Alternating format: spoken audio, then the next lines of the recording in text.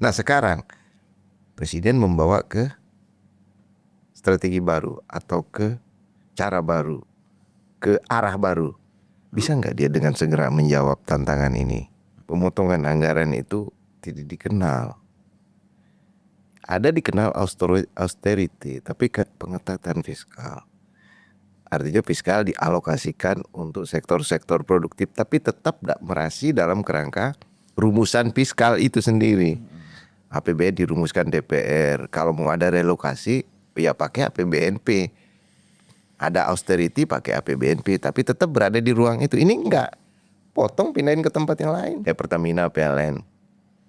Pertamina CAPEX-nya besar bang, capital expenditure-nya. Tapi kok produksinya nggak nambah-nambah? Nah ini kan ada sesuatu. Saya juga heran kenapa dana ini bisa kurang bang. Gitu. Kapasitas ekonomi kita kata Pak Prabowo tadi untuk menjadi negara maju tersedia.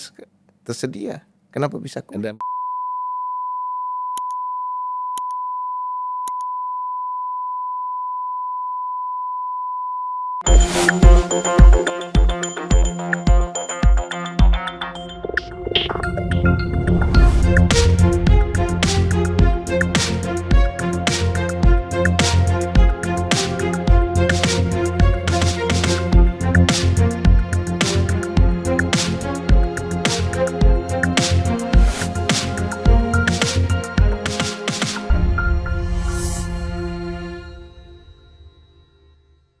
Bismillahirrahmanirrahim. Assalamualaikum warahmatullahi wabarakatuh. Salam sejahtera buat kita semua. Salam juga kepada seluruh para penonton Unpacking Indonesia dimanapun Anda berada. Selamat datang kepada narasumber kita, ekonom kita, Salamuddin Daeng. Siap. Terima kasih. Ya, kalau tulisan-tulisannya kan udah sering saya baca ya. Tiap hari soalnya nulis. Ya tiap hari nulis di media sosial. Tapi kalau sekarang kan di media mainstream udah agak jarang ya. Iya Gak ada yang baca. Iya. Kalau di media sosial yang banyak ya. Tiap hari kan. Tiap jam kita di grup-grup itu. Jadi apa kabar? Sehat ya? Baik, sehat bang. Abang apa kabar? Sehat. Yang penting kita sehat dulu. Siap. Itu yang benar. Ya kan? Apalagi suasana bulan puasa ini kan. Harus sehat terus kita ini. Jadi kita ngobrol santai aja ya. Oke. Kita melihat, tentu kalau kita melihat analisis, pikiran-pikiran para pengamat di tanah air kita, khususnya karena kita akan masuk membahas persoalan-persoalan ekonomi dan keuangan ya. Nah tentu ada saja yang pro dan kontra, yang berbeda. Kita tidak bisa bilang pro dan kontra ya. Ini berbeda pandangan. Misalnya kan begini, ada yang melihat bahwa ini soal turunnya IHSG kita, indeks harga saham kita kemarin. Itu kan dianggap sepihak itu wah luar biasa ini. Seolah-olah akan terjadi krisis kan itu. Tapi di lain pihak, terutama pihak pemerintah melihatnya ya biasalah. Namanya gejolak keuangan ya kan, saham itu hal biasa dianggapkan. Nah kemudian soal Danantara misalnya. Danantara kan juga pro kontra ya. Sepihak bagi pemerintah dan pengamat-pengamat yang pro kepada pemerintah melihat bahwa Danantara ini sangat positif dan bisa diyakini dan optimis untuk bisa mendatangkan investasi. Tapi kan di pihak lain kritik-kritik juga keras, gitu kan. Nah, walaupun semuanya berujung pandangan-pandangan ini, kalau saya lihat bahwa semangat yang ingin dicapai oleh pemerintah ini, terutama Presiden Prabowo, itu dianggap positif kan gitu, semangatnya. Nah, tapi mungkin ada hal-hal yang di luar visi, di luar program yang memang dipersoalkan. Misalnya ada Jokowi, ada SBY, kan gitu, itu jadi masalah. Kemudian kok ada pejabat negara, Kebanyakan itu sih terkait. pejabat negara kok menjabat lagi di sini, Ya, ya. kapan ngurus pekerjaan dia di sana, kapan dia ngurus di sini, kan gitu. Jadi Rangkap-rangkap. rangkap-rangkap jabatan itu dianggap kurang fokus. Bahkan ada yang kritik, emang nggak ada lagi orang selain mereka, kok mereka aja gitu loh. Juga. Hah? Iya juga. Itu kan pandangan ya. Pandangan orang. Tetapi kan masalahnya kan ini masalah trust, Iya. masalah kepercayaan. Presiden. Nah, presiden itu yakin kepada siapa, trustnya itu kepada siapa, kan nggak mungkin banyak orang yang mampu yang bisa bahkan lebih dari mereka, tapi trustnya nggak ada, ya kan, berkurang. Nah, itu juga persoalan kan. Nah ini pandangan-pandangan dari Daeng bagaimana melihat ini? Memang begini Bang, berdasarkan eksperimen kita ya, dari dulu sejak reformasi lah, melihat perkembangan kebijakan ekonomi Indonesia. Memang yang dilakukan oleh Presiden Prabowo ini kalau kita ranking dari level kebijakan ekonomi, itu berada pada top of the topnya. Level kebijakan ekonomi yang paling strategis, yang paling penting dan paling bisa memperbaiki atau membuat gejolak. Mana-mana terserah. Bisa memperbaiki tapi mendasar, bisa membuat gejolak besar. Nah, dari level kebijakan ekonomi yang saya nilai itu, yang diambil sekarang itu adalah pertama, pembatasan lalu lintas devisa. Itu belum pernah terpikirkan oleh kita sepanjang era reformasi ini ada presiden yang berani mengambil kebijakan ini.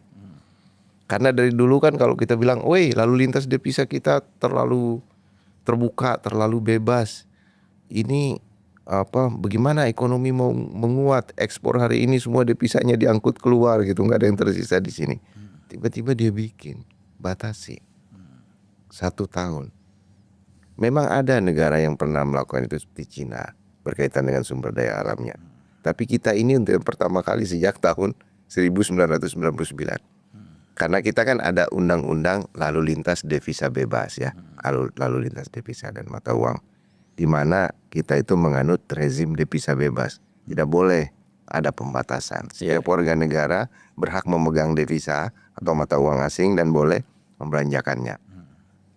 Nah ini Pak Prabowo membatasi Pak.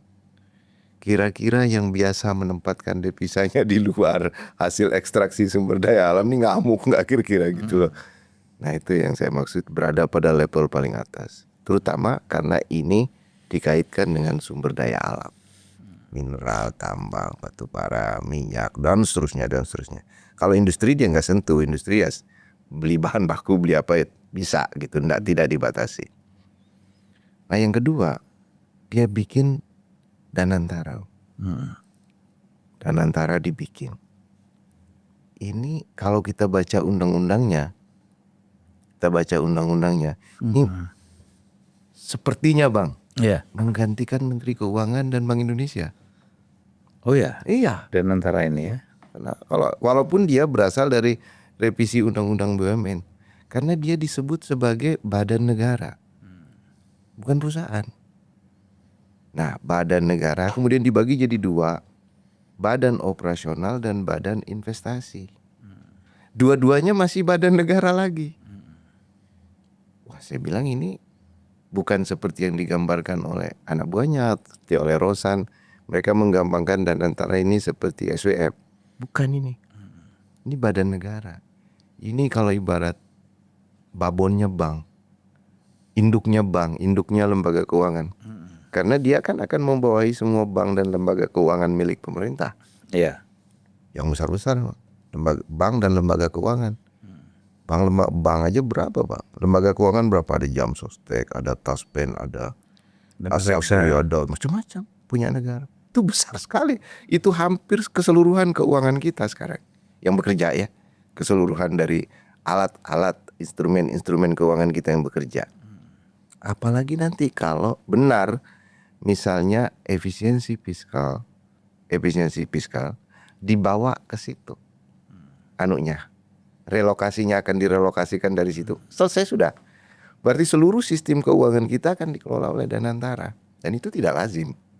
Dan itu pasti membuat banyak orang yang sudah punya rute bermain di seluruh institusi keuangan pas terganggu. Bisa nggak kita bilang ya, Danantara ini semacam revolusi sistem keuangan kita. Bisa bang, Bisa ya? bisa bang. Ini kalau bekerja seperti undang-undang. Kadang kan dari konvensional sekarang berubah kan? Iya berubah. Ini babonnya bank. Ini akan mengkonsentrasikan semua sumber daya keuangan yang kita miliki, baik dari bank, non bank, asuransi, pasar modal, Iya. bawa ke situ bang. Dikontrol di satu komando. saya nggak membayangkan itu. Iya. Kalau berhasil benar-benar berhasil bang. Tapi kalau tiba-tiba ada perlawanan dan patah gitu kakinya, gitu, Iya. ya, maka itu bisa jadi gejolak. Instrumennya patah, dipatahin, gejolak bang. Karena itu kan dianggap oleh pasar sebagai distorsi terhadap bekerjanya instrumen keuangan, Iya. atau alat-alat keuangan. Aku sambil nyata takut apa nanti. Nah yang ketiga, pemotongan anggaran itu kan tidak lazim dalam sistem fiskal kita. Pemotongan anggaran itu tidak dikenal. Ada dikenal austerity, tapi pengetatan fiskal. Artinya fiskal dialokasikan untuk sektor-sektor produktif, tapi tetap merasi dalam kerangka rumusan fiskal itu sendiri. APBN dirumuskan DPR. Kalau mau ada relokasi, ya pakai APBNP. Ada austerity pakai APBNP, tapi tetap berada di ruang itu. Ini enggak, potong pindahin ke tempat yang lain. Efisiensi. Efisiensi. Dan dipindah ke tempat yang lain. Itu enggak lazim. Apalagi kalau nanti dipindah ke Danantara. Berarti ini sudah rezim yang lain. Rezim fiskal kita yang konvensional yang selama ini dikelola dengan banyak sekali teori, tiba-tiba diubah. Enggak begitu teorinya gitu. Enggak begitu teorinya ngelola fiskal, ngelola anggaran APBN. Kini caranya, kata Prabowo, rusak. Pikiran yang orang-orang yang mengelola fiskal sekarang ini rusak. Ini apa gitu loh. Tidak dimengerti bang. Tidak dimengerti. Tapi persoalannya begini. Oke, ada perubahan-perubahan itu ya secara mendasar. Kalau kita lihat memang sebenarnya terjadi kegoncangan ya. Nah, lalu ini kalau dilihat dari sudut pandang ekonomi dan keuangan, positif nggak langkah-langkah itu? Tergantung bang. Kalau ibarat pepatah Sumbawa itu, kalau abang punya mau, misalnya kalau abang punya mau mendirikan bangunan, mendirikan meja ini dengan 4 kaki, kalau patah kakinya 1, abang buat 3 lagi, supaya walaupun 2 patah, abang buat 4 lagi gitu loh. Jadi tergantung directionnya kekuasaan. Dia yakin gak dengan apa yang dibikin sendiri? Kalau dia yakin bisa bang, positif. Tapi kalau seluruh pekerjaan dia dipatah-patahin orang, kemudian dia tidak yakin dengan apa yang dia kerjakan, maka kembali ke dalam sistem yang lama. Nah dia kan ini mau membawa ke sistem yang baru. Artinya kan apa yang dibangun sekarang ini dengan pola yang baru, itu jangan uji coba. Iya harus yakin. Harus firm kan? Harus firm bahwa dia bisa tegakkan, dia bisa jalankan. Nah rutenya, roadmapnya kan tidak dibuka. Tapi kita berdoa semoga rute dan roadmapnya itu jelas.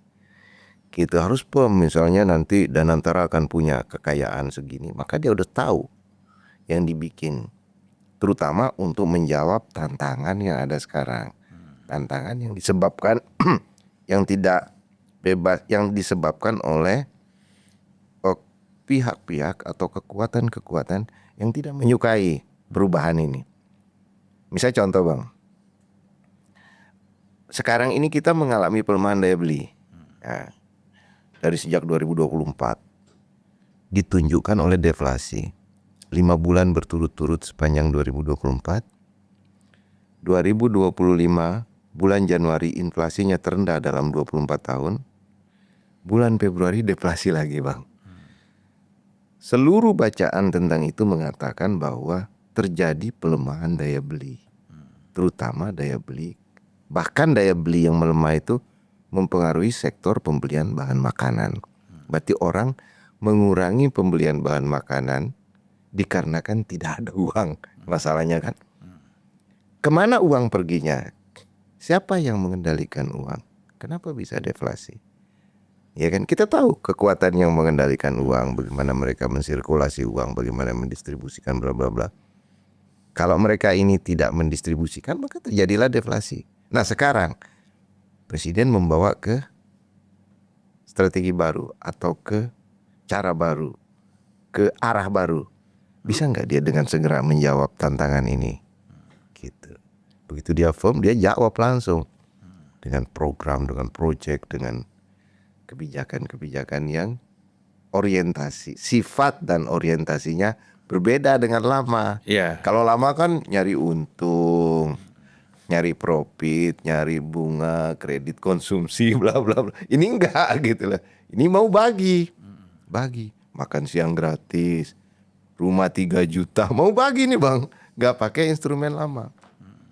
Tapi ini juga walaupun ada di sini kan dulu bunga, pasar dan lain-lain ya. Nah sekarang ini mau bagi nggak pakai sistem lama lagi. Mana yang akan lebih efektif kita nggak tahu. Ya, ya. Jadi kalau saya lihat ya pandangan Daeng ini lebih pada aspek-aspek strategiknya ya. Iya strategiknya. Ya, bukan pada aspek teknis ya. Iya. Kan banyak orang mempersoalkan, wah nanti bagaimana kalau misalnya Bank Mandiri, BRI, Bank BNI itu menjadi di bawah apa? Danantara. Danantara misalnya, wah ini kan bisa repot kan gitu. Enggak repot. Independensi banknya ini dipertanyakan kan gitu. Iya enggak repot. Bang punya negara. Asalnya kan punya negara itu semua kan. Asalnya itu dari keuangan negara. Nah belakangan dipisah. Dulu kan di bawah Kementerian Keuangan, bro. Sekarang dipisah menjadi seperti itu. Tidak repot karena ini kan konsentrasi aja. Nah nanti yang dibaca, bang, kenapa kita punya ICOR tinggi? Kenapa tingkat pengembalian modal atas investasi yang dilakukan oleh ekonomi kita ini rendah? Misalnya kan, yang ditunjukkan oleh ICOR tinggi. Berarti ada kebocoran di semua lini. Di sektor keuangan bocor, di fiskal bocor, di semua sistem jaminan sosial yang membiayai proyek-proyek ini bocor semua ternyata. Antara jumlah modal yang di-spending ke dalam ekonomi kita dengan impact-nya, dengan pengembalian modal itu rendah. Ya kan? Nah sekarang saya mau konsentrasikan, saya mau lihat CAPEX kalian ini apa nih? Semua ini kan gitu. Kayak Pertamina, PLN. Pertamina CAPEX-nya besar bang, capital expenditure-nya. Tapi kok produksinya nggak nambah-nambah? Lah ini kan ada sesuatu. Sebenarnya nggak ada masalah. Ini hanya konsentrasi aja, mengkonsentrasikan. Bank tetap akan bekerja seperti biasa. Menurut saya kalau misalnya mereka bisa jelaskan bahwa bank tidak akan bekerja seperti biasa, mungkin kita bisa kasih ini. Karena yang diubah tuh struktur atasnya bang. Super holdingnya ini Danantara sebagai lembaga negara seperti dulu. Bank-bank di bawah Kementerian Keuangan, kira-kira gitulah. Ya, ya. Cuman dia sekarang bank-bank tidak diserahkan lagi ke Menteri Keuangan. Ya. Karena nggak percaya. Nggak diserahkan lagi ke BI karena nggak percaya. Dan secara korporat tidak lagi di bawah BUMN. Tidak lagi. Menek BUMN ya. Iya, Ya. sudah di bawah Presiden langsung. Di bawah Danantara itu. Walaupun nanti Menteri BUMN ada di situ. Ya, ya. Menjadi bagian dari situ. Nah, ini perubahan yang besar. Ya. Yang mendasar. Kalau bagus, pasti positif. Ya.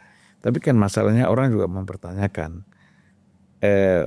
dana atau anggaran kita ini kan sekarang masih sangat kurang ya. Nah, bagaimana itu menjawab itu?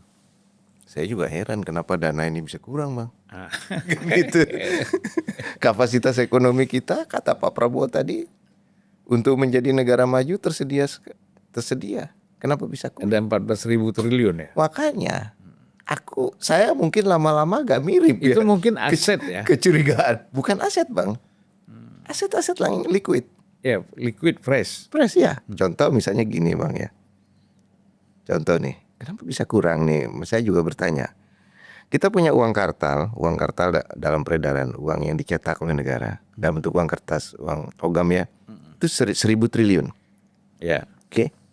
1.000 triliun ini beredarlah di tengah-tengah kita ini.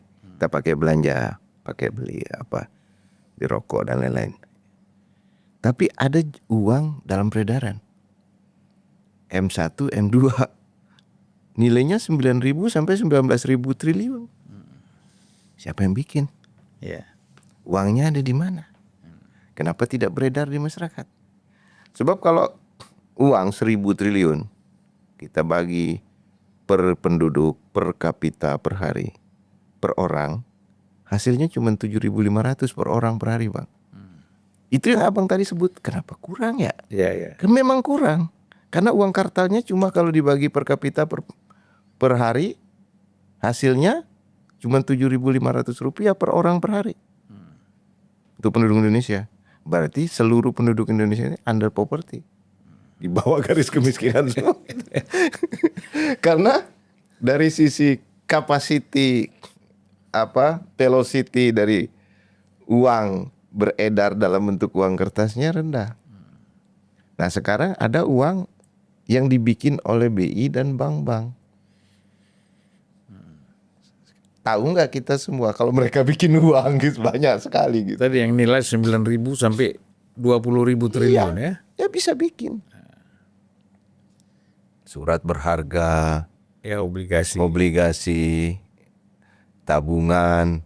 Ya. Iya kan? Tabungan kita bernilai berapa di bank?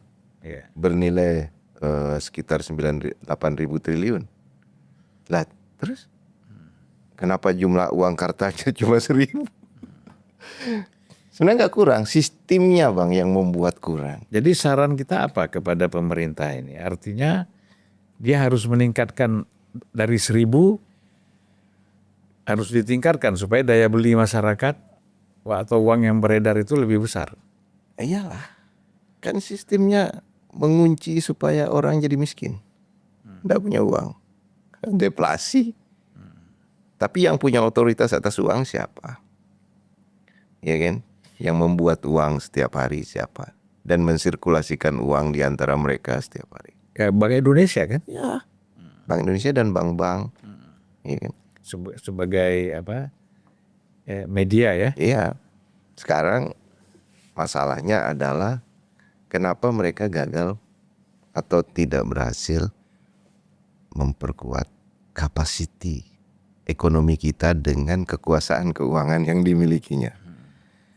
Pertanyaan saya mungkin sama dengan Pak Prabowo, kenapa dia bikin Danantara itu? Kenapa mereka ini gagal? Memperkuat kapasitas keuangan nasional kita, ya kan? Sesuai dengan potensi yang ada. Iya. Kenapa? Itu nggak terbayang juga Bang jawabannya itu. Karena Kan kita anggap gagal itu sebab BI ya. BI Menteri Keuangan. Contoh Bang ya, saya kasih contoh nih. Kegagalan dua pihak nih. 1 dekade yang lalu APBN kita itu 1.600 triliun. Ya, Iya. nilai tukar kita berapa? 8.000 rupiah per US dollar. Kapan itu? Ya 10 tahun lalu Iya. Ya kita anggap gitu ya, 10 tahun lalu. 1.600, 8.000 per US dollar. Artinya apa? APBN kita berapa? 200 miliar dolar. Sekarang berapa? 3.600 triliun. Nilai tukar kita 16.500. Iya. Itu nilainya berapa? 200 miliar dolar lagi Bang. Nggak nambah kan? Iya. Itu kira-kira gimana? Artinya gini, kapasitas purchasing power daripada ekonomi kita terhadap perdagangan internasional tak ada tambah-tambahnya Bang. Malah berkurang. Malah berkurang. Gara-gara itu. Berarti nilai real APBN kita cuma segitu, nilai real keuangan kita cuma segitu. Sementara kita ekspor sumber daya alam, dulu kita produksi cuma 10, sekarang produksi 100. Di semuanya Bang. Di semua sumber daya alam. Kenapa bisa begini? Kapasitasnya nggak nambah. Iya. Nah, itu kan bukan pertanyaan ekonomi konvensional, pertanyaan ekonomi keuangan, pertanyaan keuangan itu. Nah, itu enggak pernah bisa dijawab, ya kan? Makanya ada kecurigaan saya, mereka ini sengaja atau tidak sengaja membuat paket hemat untuk APBN. Paket hemat itu kan yang beri uang-uang ke APBN ini kan sektor-sektor swasta, Bang, ya kan, yang nyumbangin, naruh pajak. Nah, udah paket hemat aja ke sini. Jadi cukup $200 miliar, nggak usah nambah gitu. Tapi kapasitas daripada korporasi-korporasi ya nambah terus. Ya. Itu yang terjadi. Jadi ya diaturlah sistem fiskalnya seperti itu, sandarannya kepada pajak seperti itu gitu. Padahal kalau kita emang nggak perlu pajak barangkali, Bang. Kita bagi aja hasil sumber daya alam, bebaskan semua pengusaha dari pajak. Tapi nanti hasilnya bagi dua aja. Nikel kita bagi dua dengan negara, minyak bagi dua, tambah batu bara kita bagi dua. Jadi nggak usah dipersulit dengan pajak udah tiadakan aja. Hasilnya kita bagi. Toh semuanya kan berorientasi pada pendapatan negara. Sekarang kenapa bikin rumit-rumit dirinya dengan pajak yang pungut sana sini, PPN pungut sana sini, mengacaukan. Khususnya di sektor tambang ya. Semua hal, tambang, minyak, ya kan, holding, subholding di dalam perusahaan-perusahaan minyak milik BUMN, pajaknya banyak, Bang, bertumpuk-tumpuk, berlapis-lapis. Padahal ujungnya kan kalau BUMN ini untung, ya kan, bagi hasil di hulu gross split, bagi hasil di hilir dari cukup PPh aja. Yang lain-lain ya kalau bisa hapusin semua. Mudah orang berusaha, mudah orang produksi minyak, naik produksi minyak kita kan, Bang. Habis naik ya bagi hasilnya dengan negara. Sekarang kalau di batu bara, Bang, produksi kita tahun ini 1 miliar ton loh, Bang. Iya. Kalau kita bisa atur harga internasionalnya, karena kita adalah eksportir terbesar di dunia salah satu, kita anggap, kita dorong harga naik ke $150 per ton misalnya. Wah, $150 miliar, Bang. Negara dapat dari situ bisa berapa? 750 miliar, 700 $50 miliar. $750 miliar, karena itu 1.500. $750 miliar, 75 miliar dolar. Ya dari 150 ya. Iya kan, itu bisa menutup seluruh. Tapi kan 75 miliar dolar itu kalau kita kurskan ke rupiah kan besar sekali. Ya lumayan, 700, hampir 1.000 triliun, Bang. Iya kan, maksudnya gitu. Jadi ngapain pajak-pajak? Rumit sekali pajak ini. Sampai kita kena. Besok nggak bayar pajak motor, rampas motor gitu. Buat apa? Itu aja udah. Itu ada batu bara, ada sawit. Ini lagi misalnya harganya bagus. Ada nikel, ada timah, ada tambang-tambang emas yang banyak sekali. Di Sumbawa, di mana-mana. Bagi hasil aja. Nah ini mau nggak berubah? Ya harus dengan aturan dibuat lah aturan. Iya kan? Iya, tapi perubahan yang besarnya didorong dulu. Ini kan Danantara udah bikin kan. Udahlah, lupakanlah sementara peran dan fungsi Kementerian Keuangan. Tetap ada, tapi tidak terlalu diandalkan. Ya mungkin pada kebijakan-kebijakan ya. Tetapi kan pengelolaannya secara organisasi itu kan semuanya kan oleh Danantara kan. Artinya tidak, kalau dulu kan langsung Menteri Keuangan, Ya, Menteri Keuangan atau Menteri BUMN kan, Ya. menyangkut perbankan kan. Ya, Nah, tapi kan kalau sekarang misalnya dengan adanya Danantara, Perpres semuanya. Peraturan Presiden. situasinya kan berubah ya. Seperti PSN, Bang, proyek strategis nasional, pakai peraturan Presiden. Langsung proyeknya ini, proyeknya itu. Nanti kalau yang biayai pakai Danantara kan bisa langsung tuh. Ya nggak ada masalah sebenarnya, nggak ada masalah. Ya itu kan untuk memotong birokrasi juga, Ya. supaya lebih cepat. Ya, bisa juga begitu. Ya, tetapi kan yang dikhawatirkan bahwa kalau program-program ini terlalu banyak, tidak efisien, tidak efektif, ini kan bisa mengganggu konsentrasi juga. Mana sebenarnya yang kita mau dahulukan dalam konteks kan kita begini.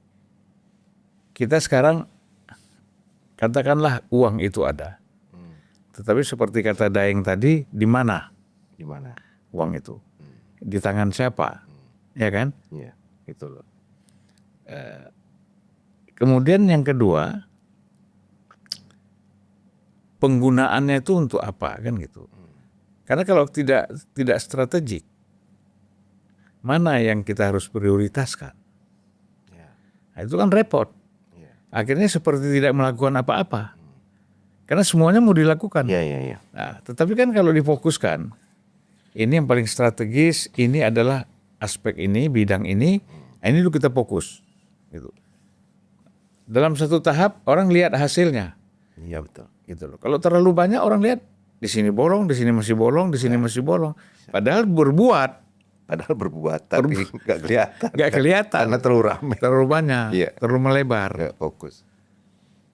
Sebetulnya kalau saya baca dari seluruh programnya Presiden Prabowo, Bang, dari masa kampanye, sebetulnya cuma 3 tuh yang paling mengunci kalau di dalam ekonomi ya, yang paling strategik ya. 1, makan bergizi gratis. Iya. Spendingnya gede, multiplier efeknya gede, ya kan? Jangkauannya paling luas.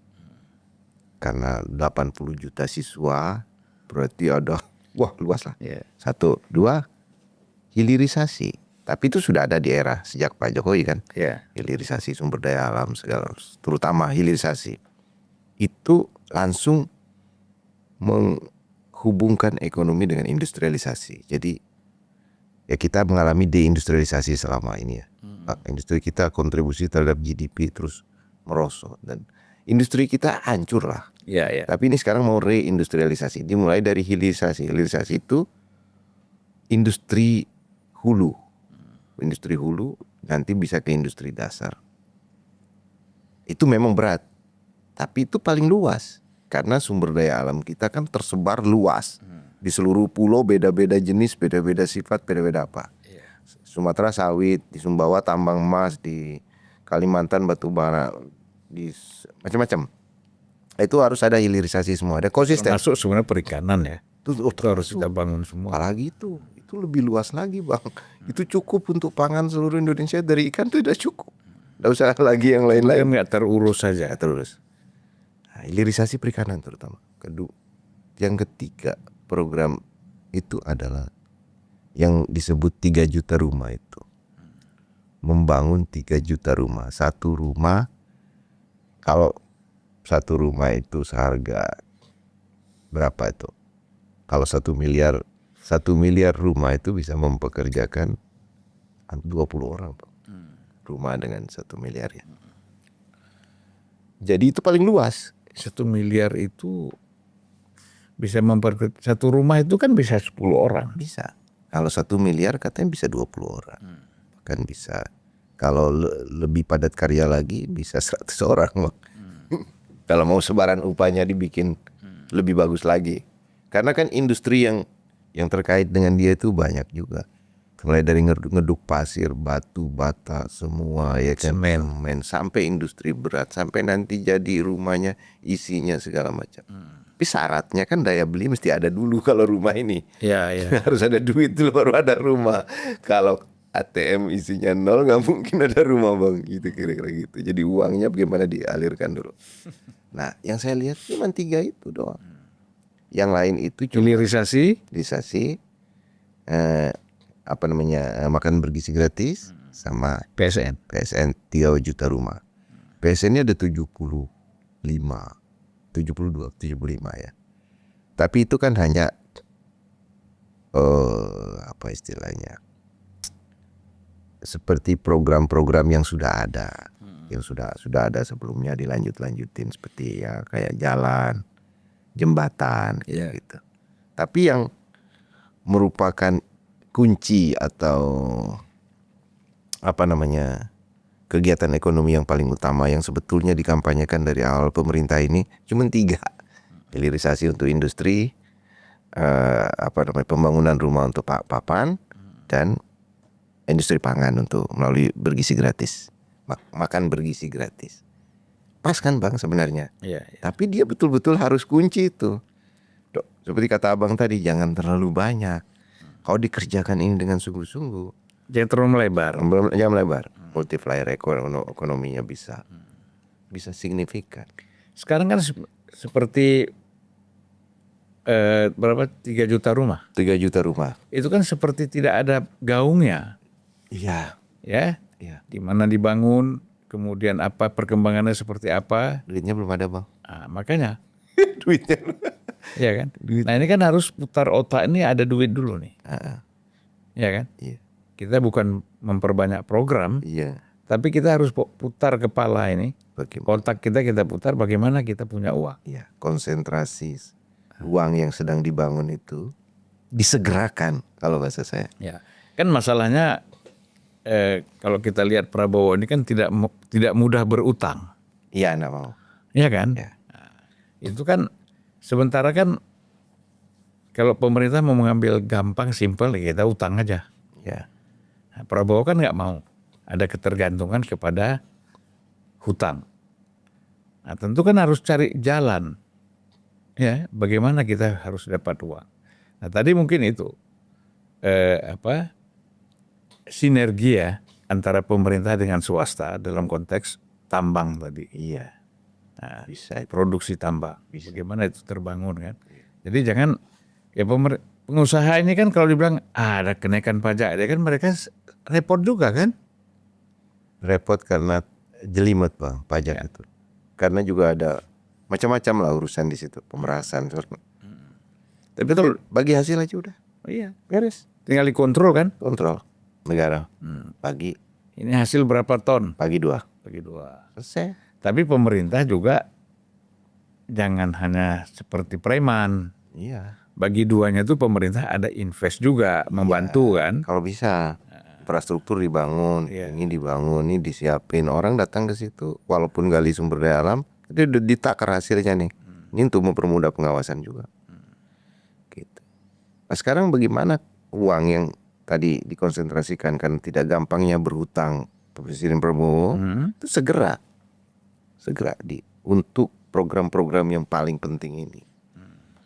Jadi ini sebetulnya ada peristiwa begini juga Bang, karena BI dan Menteri Keuangan masih terus berhutang ini. Kelihatannya Presiden tidak dapat menghentikan mereka sampai hari ini ya. Contoh misalnya kemarin pengumuman Sri Mulyani tentang APBN yang jebol 38 triliun ya, defisit. Defisit itu kan berarti dia ngutang gitu loh, 38 triliun gitu. Nah, muncul lagi skema utang antara pemerintah dan BI. Pemerintah akan menjual obligasi surat utang dan akan dibeli oleh BI di pasar perdana. Dari dulu masalah begini sudah dianggap sebagai pelanggaran moneter Bang.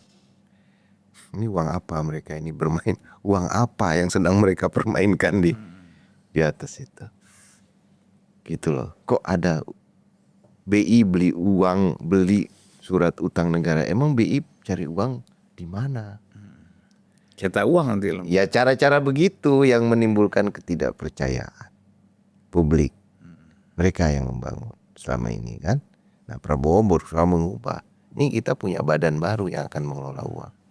Dan seperti BI misalnya dalam konteks tadi surat utang, obligasi, ya sun ya, seperti itu. Ini kan boleh dibilang berjalan di kalangan tertentu aja kan tidak banyak orang yang tahu tentang ini. Ya kan udah banyak Bang. Sekarang gini, jumlah uang bank yang dipakai untuk membeli surat utang negara sudah berapa sekarang? Sekitar 1.700 triliun. Bank membeli sun. Kok bisa gitu loh? Bank itu agen of development.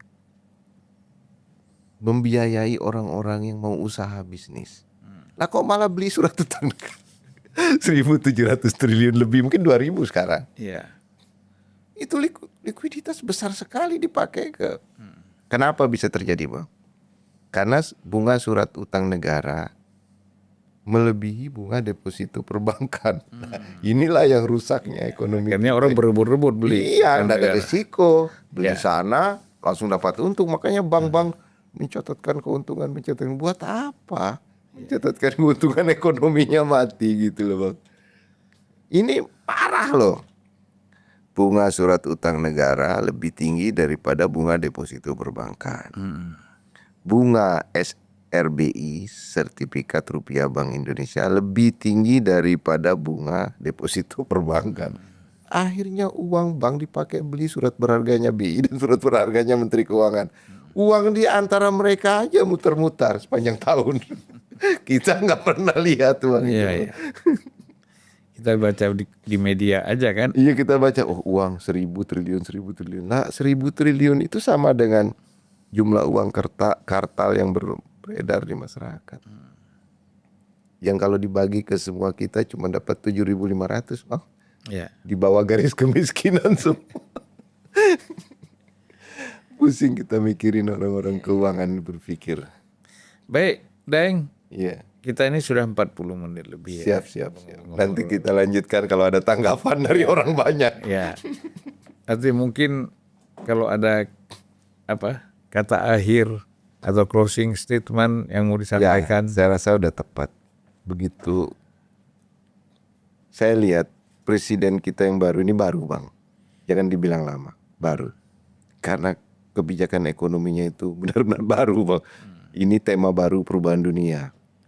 Sama seperti Trump, dia bikin baru. Iya. Ini mirip, bikin baru.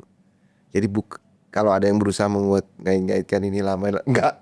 Ini benar-benar baru. Ini kalau Anda melihatnya ini bisa berbahaya, bisa berbahaya. Tapi kalau Anda melihatnya ini bisa mengubah Indonesia, bisa mengubah Indonesia. Makanya kita mau berdiri di Ya, mana? tergantung sebenarnya confident Pemerintah sendiri. ya kan. Firm enggak dia? Ya firm nggak, confident nggak. Ibarat pepatah Sumbawa, kalau patah satu kakinya, buat dua lagi. Gitu, situlah. Seorang Jangan pemimpin. patah satu, kita patah semangat. Iya, jangan patah satu. Benar, Bang. Ya, oke Daeng, terima kasih ya. Sampai Baik, jumpa. makasih. Sama-sama.